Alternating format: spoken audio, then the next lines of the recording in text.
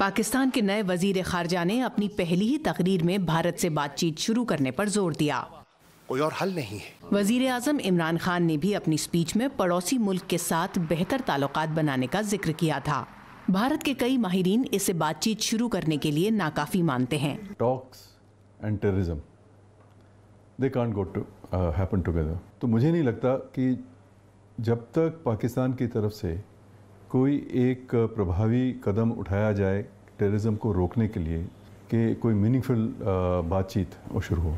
इमरान खान को लिखी मुबारकबाद की चिट्ठी में भारतीय वजीर आजम नरेंद्र मोदी ने भी दोनों मुल्कों के बीच बामानी और तामीरी राब्ते की बात कही, लेकिन भारत बातचीत की किसी बाकायदा पेशकश से फिलहाल कतरा रहा है। Whenever there has been any movement, जब भी दोनों हुकूमतों की जानिब से इत्तेफाक राय के बाद सियासी उफक पर कोई पेशरफ्त होती है, उसे नुकसान पहुंचाने वाला कोई न कोई वाकया हो जाता है, चाहे वो पठानकोट हो, मुंबई या ओड़ी। अगर वो सीरियस है, बड़ा सिंपल है। जो लोग मुंबई अटैक्स में इन्वॉल्व थे वो सारे कहाँ, पाकिस्तान में ही तो है। उनको पकड़े, हाफिज सईद को।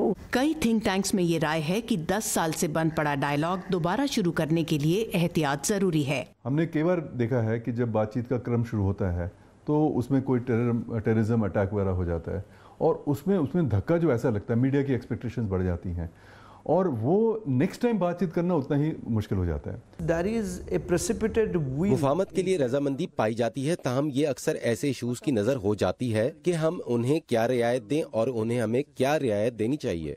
ये बात आवाम की नजरों से दूर होनी चाहिए। यहाँ बैक चैनल फायदेमंद रहता है। फॉर्मर क्रिकेटर और कांग्रेस के नेता नवजोत सिंह सिद्धू के पाकिस्तानी आर्मी चीफ को गले लगाने से भारतीय मीडिया के कुछ हलकों में मचे शोर से भी बातचीत के मुनासिब माहौल पर सवाल उठ रहे हैं। इमरान खान के ऊपर अपने कोalition पार्टनर्स के अलावा फौज के साथ तालमेल बनाकर चलने का दबाव है, तो मोदी के सामने 2019 के इंतखाब में एक मुकम्मल जीत हासिल करने का चैलेंज।